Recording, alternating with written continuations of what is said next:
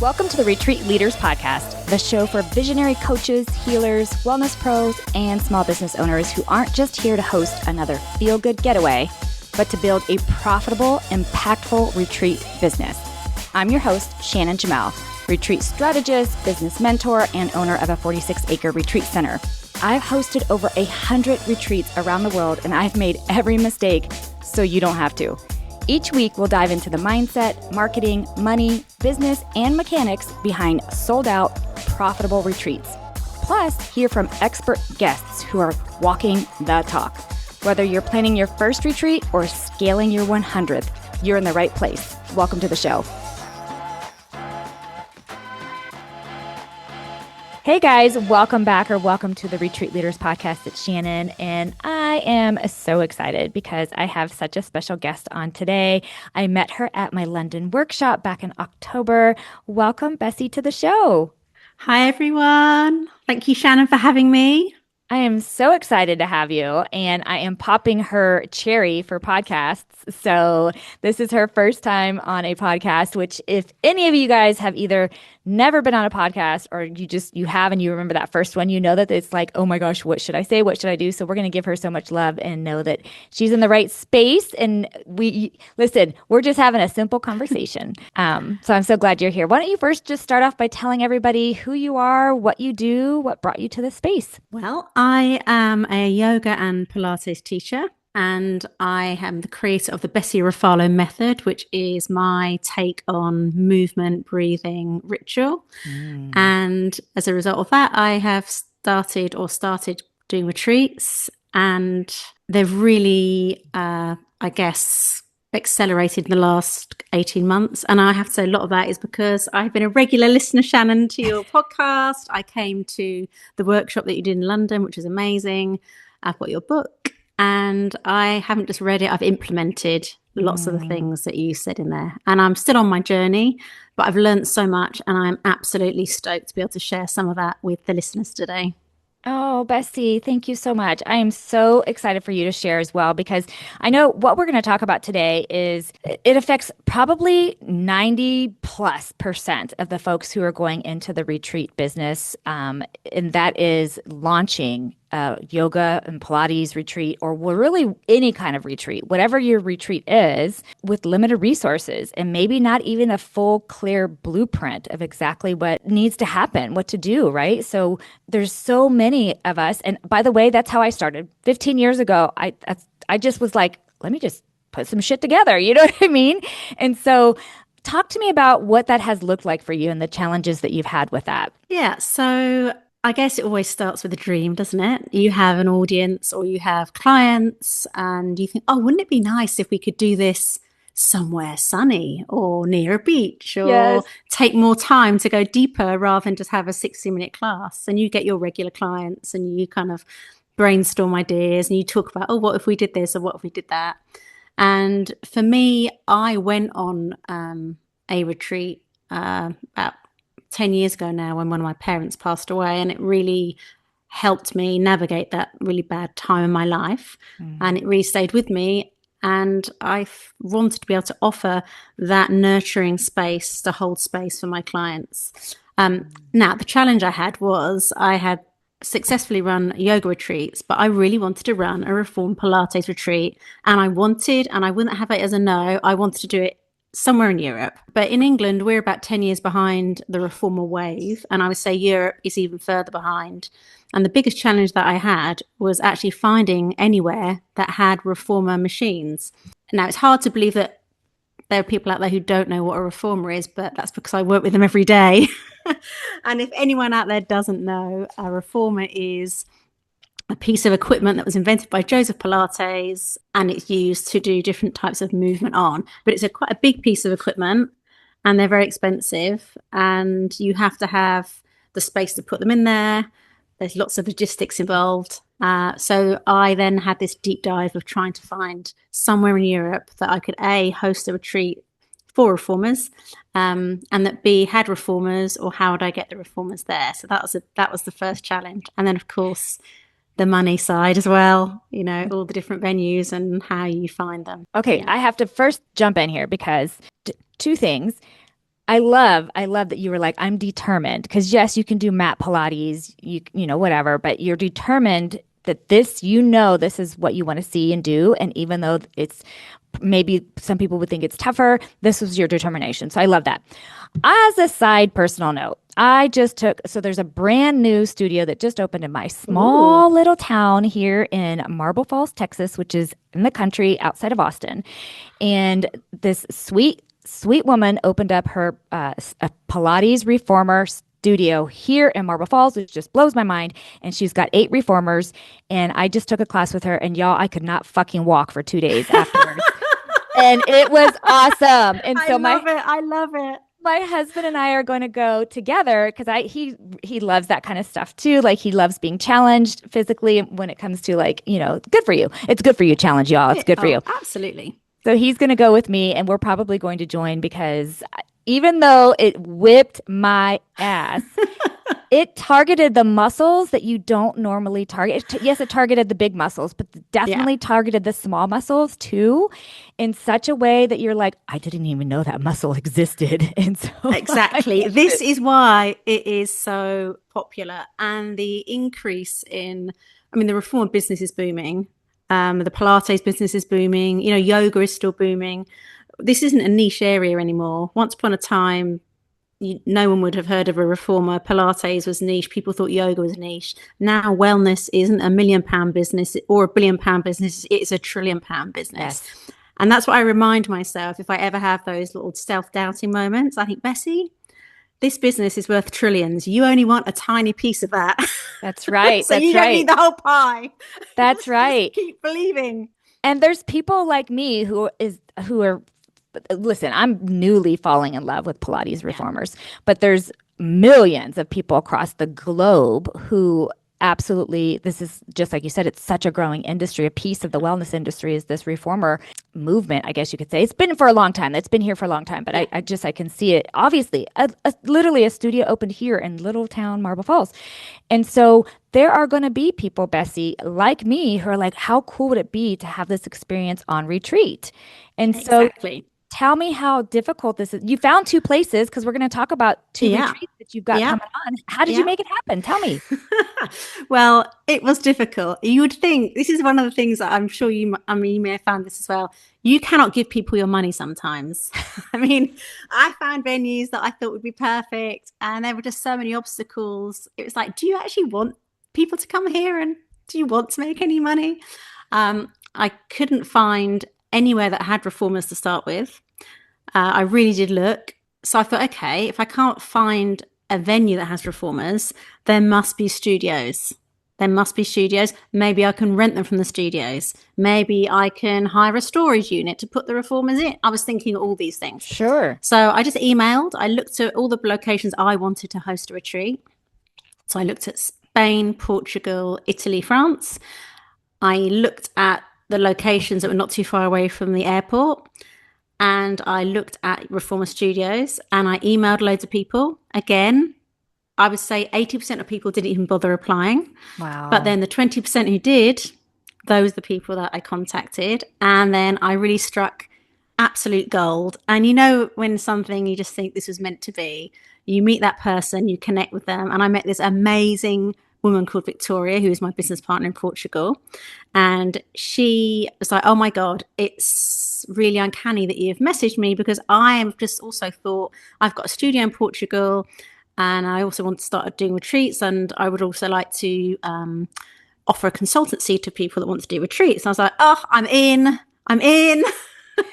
Let me just give you my money now. And we went quite far down the road. And one day I said to her, Victoria, I have to say, I just suddenly thought I've never actually met you. Are you actually Victoria? Am I being wellness catfished here by somebody? But so what happened for our first retreat together is she has her studio, and we hired a lorry, drove the reformers to the retreat space. You had to set them up. Obviously, this is all extra stuff. Sure. And it was at a venue that had a dojo or yoga studio. And we just took out all the mats and we put the reformers in, and it was fantastic. Oh, I mean, there were problems. The lorry broke down. of course. There is Of course. always going to be a hiccup. Always. But yeah, it was really, really good. And then from there, I'm doing another one with Victoria in January. And then I found Italy, which was, I mean, what is not to love about Italy? It's just, Ah, it's a bucket list I have location, family isn't it? there. Yes, I love that. Yeah. So Italy, again, it was a hard venue to find, which you would think it wouldn't be because it's a villa, but it's an old farmhouse that actually has a bespoke reformer studio that's built in their house. Mm, And it's owned by a Canadian guy, wow. and he rents it out. But it wasn't really advertised. So it was I had to really search to find this place. Um, and I'm really excited about that. And then since then, I have found a couple more locations. I'd really like to do something in Greece. I mean, if there's anyone out there listening who has a space with the reformers, please get in contact with me because I'm always looking for new locations. And I found somewhere in Sri Lanka, but I just love Europe. There's so many Yeah. nice places to go. And the great thing is for us here, I guess it's like if you're flying internally in the States, you can easily do like a 3 or 4 night retreat. You don't have to go away for a whole week. It can be something that you have as part of your kind of wellness protocol, going on a couple of retreats a year. And it's a really nice thing to do. And it's a nice thing to be able to offer my community. Yeah. Yeah, I Yeah. love it. I love it. And I it's growing. yes, it is. Yes, it is. And if anybody wants to host a Pilates reformer retreat at Retreat Ranch, we could probably contact the local studio now and see if she wants to bring Exactly. her 8 reformers over, or it's close enough that we could just transport the guests over to the studio as well if we needed Yeah, to. So perfect. I love Perfect. that. Hey guys, Shannon cutting in here real quick. Listen, the Retreat Industry Forum is happening May 14th through 17th in Denver, Colorado, and it's not your average feel-good conference. This is where bold retreat leaders, venue owners, industry pros, small business entrepreneurs come together to disrupt, challenge, and advance what's possible in our industry. You'll get cutting-edge strategy, real-world business tools, and high-level conversations about profitability, innovation, and sustainability without the fluff or kumbaya. Join myself, my friend Erin and Allison, along with other powerhouse leaders for 3 immersive days of connection, collaboration, and serious business growth, plus an exclusive VIP experience for those ready to go even deeper. Get all the details and grab your ticket now at retreatindustryforum.com. This isn't just another event, you guys. It's the movement that's reshaping the future of the retreat world. Oh my gosh, I love that so much, Bessie. So, okay, so you were determined. You're like, this is the type of retreat I want. And by the way, I'm hosting a retreat in France in 2027, and I do have to say, in my research and all of my reaching out and narrowing down the final location, which I'm coming in May to France to finalize all that in person because it's just I believe you need to see the space. You were so right. Do you know how many people like I'm begging them to take my fucking money. Like, what is happening Shannon, here? I hear you. I hear you. You can't understand it. It's a mindset that I don't get, but it's true. It happens. People don't want the money. There's They're not interested. Yeah, there's actually I started with 6 chateaus that I was like, oh, I love these. Out of the 6, 3 never even responded. Like nothing at all. One was like, well, we might, like I'm like, this is thousands and thousands and thousands of dollars that I'm going to hand over to you, and like I'm looking at renting it for 7 days, full buyout. What's happening here?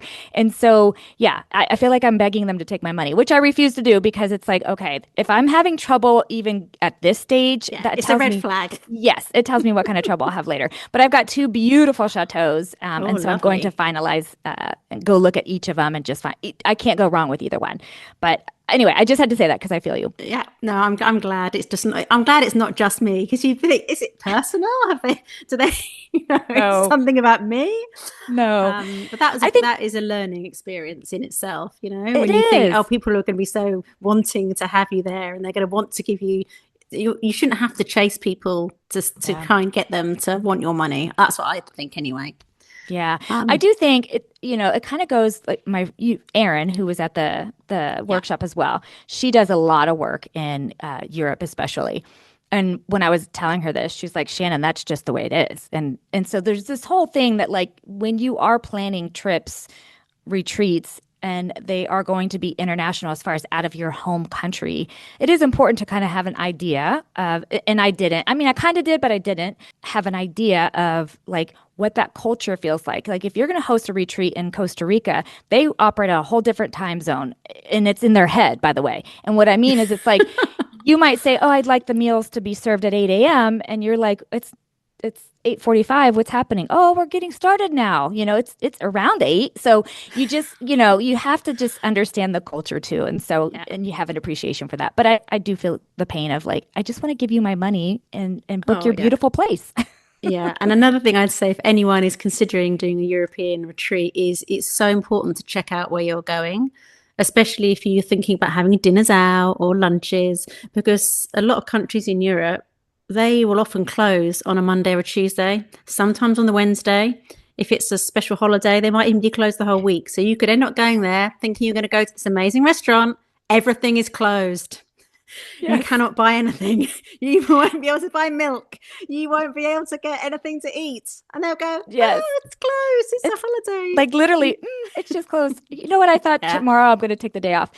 Yes, I have lots of family in Italy. I've spent a lot of time over there personally, and you're absolutely right. So you got to kind of have a plan and then have a backup plan, and once again, it goes to this is whether it's anywhere. You really need to put your physical body in the space that you're going to take your group to so that you have an idea of what's happening. And I feel like too, Bessie, you establish a relationship with that business, even if it's just a very brief one, so that when you come back, there's this familiarity that feels comfortable and like, oh, hey, Bessie, it's good to see you again. And Yeah. I'm excited to bring everybody here. So, but that's really good advice as well.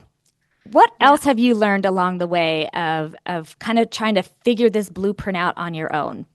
Yeah. Well, I think definitely making sure you have all your numbers. I mean, as Erin always says, the numbers don't lie, and the Hmm. numbers don't lie. Yep. I have looked at some places that I really loved the look at and I really wanted to do it. But realistically, when I wrote all those numbers down, I thought, no, you're not going to make enough money to do it. Good So for I'm a you. freelance teacher. I work at lots of different places. So when I do a retreat, I have to cost in the loss of those earnings for that week. That's one of the first things that goes on my retreat budget. And then I also put in my recce trip when I go and look there, my flights, all of those things, Yeah. because it's not a holiday, it is actually work. And then another thing I think that's quite important that I've learned is to not overpromise too much. So I think the first one I ever did, I was thinking, they'll want to have people want to have massages, and I think we need to do some day trips, but actually you need to have enough space in there for people to actually enjoy the process. Yeah. Sometimes Yeah. less is more. And Yes. then another big one for me is actually as a host. So when I'm doing it myself, if I'm not doing it with anybody else, I can't do more than 3 days holding space for people. It's just without Yeah. another person facilitating with me. Yeah. Good for you for I knowing for that. my energy levels, I can't do it. So I think you Hmm. have to really know yourself and know about the energy that you bring and how much you can contain and how many days you need for yourself. So I come a day before and I try and stay a few days later so I can have time to decompress and review and Yeah. also quite often have ideas then. And that also goes on my budget That's right. because it's not still not a holiday. That's part of the that's part of the Yeah, process. it So all is. of those things add up. I Yeah, love so that's that. what I would say. It's very easy to want to do something so much you're not really honest about how much things cost because you just want to do it so badly. And But you're so yeah, excited that you cram it, like you were talking about. yes, I yeah, We see a lot of first time retreat hosts come through the ranch here at the venue. And I can if I didn't already know, which I 99.9% of the time I already know, but if I didn't already know, I know by the time I get their agenda if they're a new host. And I'm like, there's literally not time for them to go piss in this agenda. Like and I don't typically give feedback because they're just running a venue, and unless they ask me to, but once in a while I'll be like, Lily, we might want to let them know that they're not even going to have time to get to the horse stables with this agenda or get back from the horse stables with this agenda. Like that's how packed it is. And you're absolutely right. I prefer, Bessie, and I think this is what you've learned as well, is you might have one core concept, one core workshop, one core outing. There's one core thing, right, of that day. And then you might have a couple tiny little fillers in there, but it's one core thing. And then what I like to do is I'll create space for them to do things or not. So what I mean by that is we've got lots of downtime in between our core thing. And I might have adult coloring books out. Before you laugh, those are really cool. And so, not you, Bessie, but maybe who's listening might think I know, adult coloring books.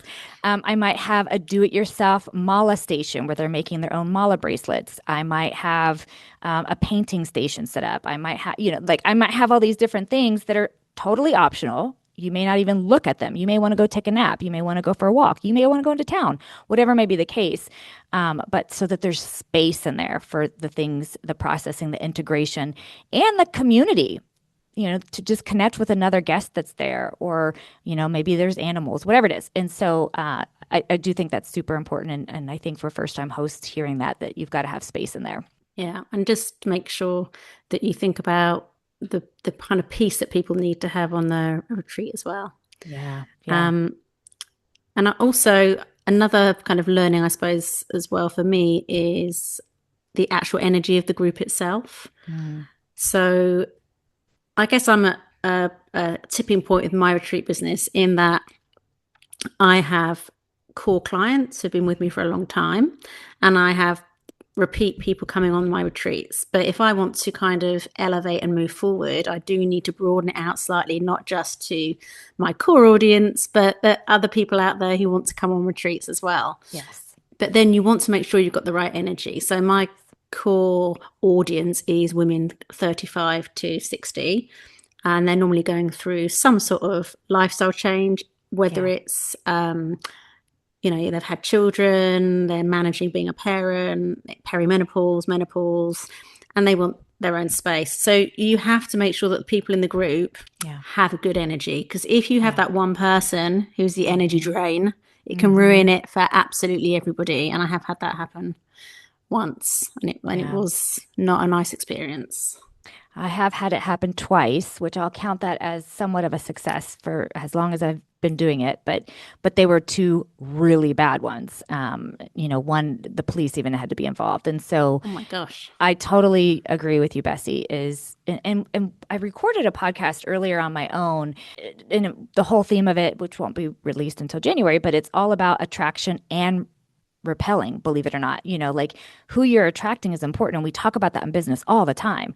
But also who you're repelling is just as important, because somebody should be able to read your stuff and they either go, ooh, I want to go hang out with her. I want to go to Bessie's retreat. Or they go, nope, she's not for me. And that's okay. Like that's okay. That means you've done your job, Bessie. That's not an insult. That's information. That's clarity.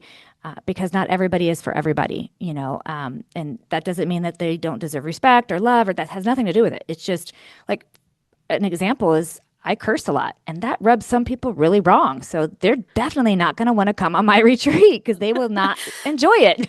Yeah, no, I totally agree with you. Yeah. That you can't be. It's the same as when you're a teacher. You can't be everybody's teacher. One person's favorite teacher is somebody else's. Oh, I can't stand her. I don't like her. Yeah.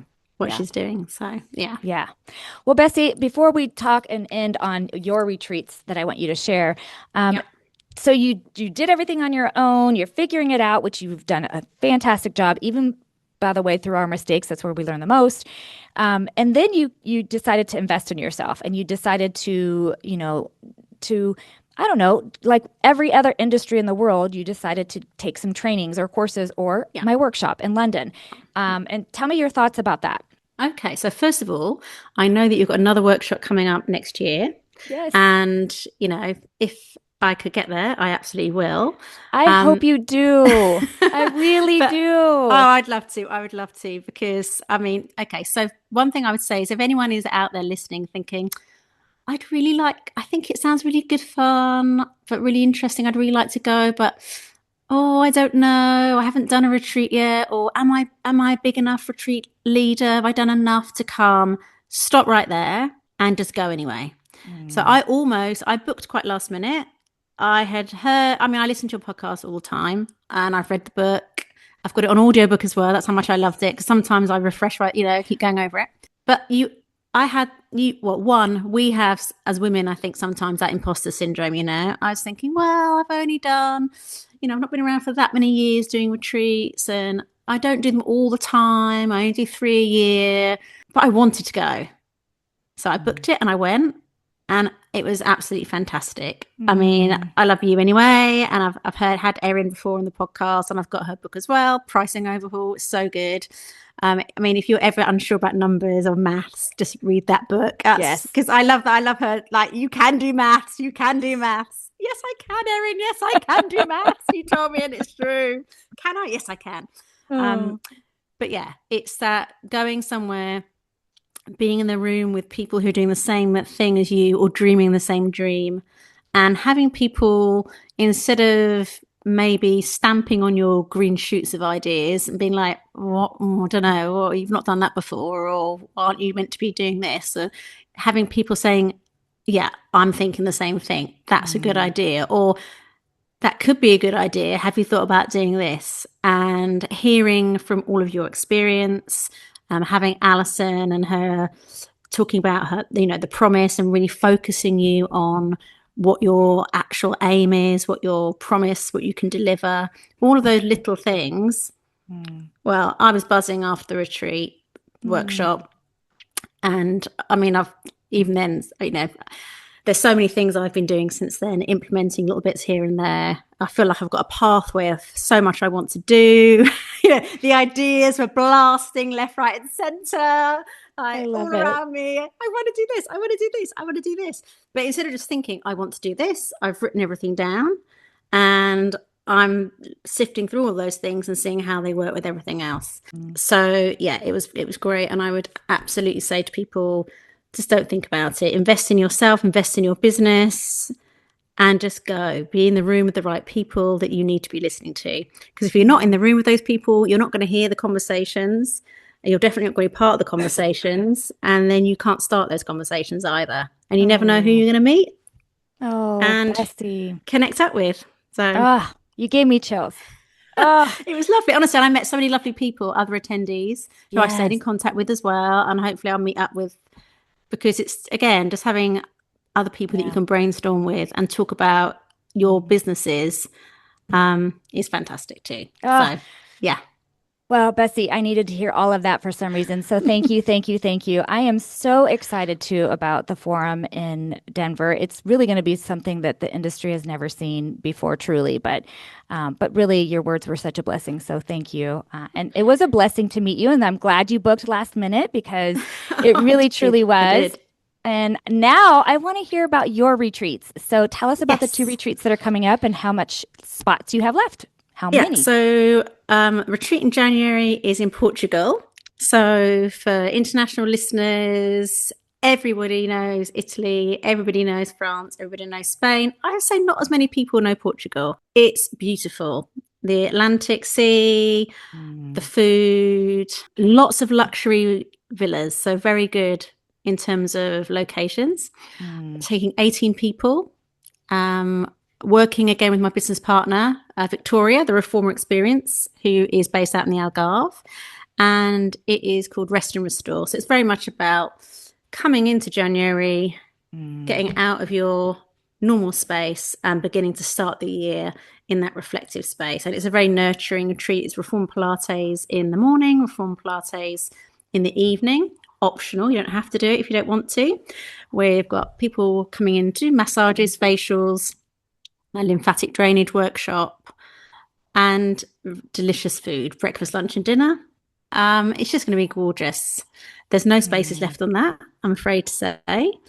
Oh, But I am. well, that's good news for you. Bad news for all That's of good y'all news for listening. me. So stay tuned for her Just next bad one news in for the that listeners. location. Yes. And then I've got my June one is in Canelli in the Piemonte region. So it's for people who don't know where that is. It is about an hour from Turin or Milan, or Genoa, depends where you fly into. And that is a Reform Pilates retreat. I've got one room left on that. I sold it to my alumni first, everyone who's been with me before. And I was thrilled at the I guess the love for that one. I think people saw Italy and they're like, okay, I put Portugal, but I'm coming to Italy as well.